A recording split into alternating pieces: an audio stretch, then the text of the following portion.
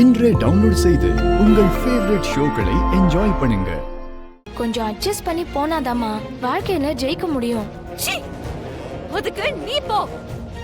என்ன உன்ன மாதிரி பொண்ணுன்னு நினைச்சியா? ஏமா இப்படி வீம்பு பண்ற? சொன்னதை கேட்டு நடந்துக்கிட்டா இன்னும் பெரிய பெரிய போட்டியில எல்லாம் உன்னை கலந்துக்க வைப்பாருல்ல. உன்ன மாதிரி கேவலமான பொண்ணுங்கனாலதான் இவன மாதிரி ஆளுங்களுக்கெல்லாம் தைரியம் வருது. எதுக்கு தானே இப்ப டென்ஷன் ஆகுற? நீ இவ்வளவு நாள் என்கிட்ட இருந்து எப்படியோ தப்பிச்சிட்ட. உன்னை நான் தனியா கூட்டிட்டு வரும்போதெல்லாம் ஒண்ணு அந்த மாயா வந்துருவா, இல்ல அந்த கதிர் வந்து நிப்பான். இன்னைக்கு உன்னை காப்பாத்த யாரும் வரமாட்டாங்க.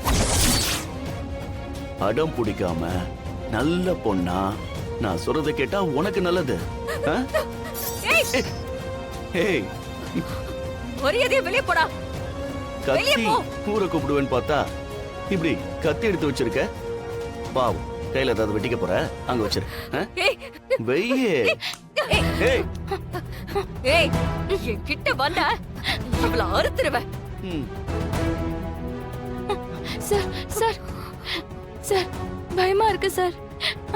இந்த பொண்ணு சாதோன்னு சொன்னீங்க. எனக்கு கொன்னுடுவா போல சார். சார் எப்படியாவது என்ன காப்பாத்துங்க சார்.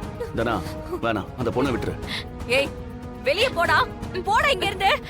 போடு சொல்றல. சார் சார் ஏதாவது பண்ணிட போறா சார்.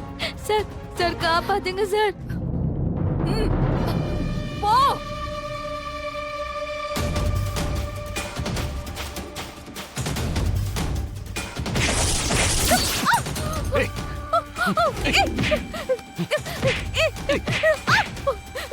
ஏடி ஆட்டம் ஆடுற? எனக்கு உன்னை என்ன பண்றேன்னு பாரு. ஏய் விடு. யாராவது காப்பாத்துங்க. ஏய் சத்தம் போட்ட யோசிக்கவே மாட்டேன், அப்படியே அறுத்துருவேன். ஏன்டா இப்படி டார்ச்சர் பண்ற? நான் உனக்கு அப்படி என்ன நான் பாவம் பண்ணேன்? என்ன விட்டுட்டு அந்த கதிர் கூட வாழ்றல்ல, அதுவே பெரிய பாவம் தாண்டி.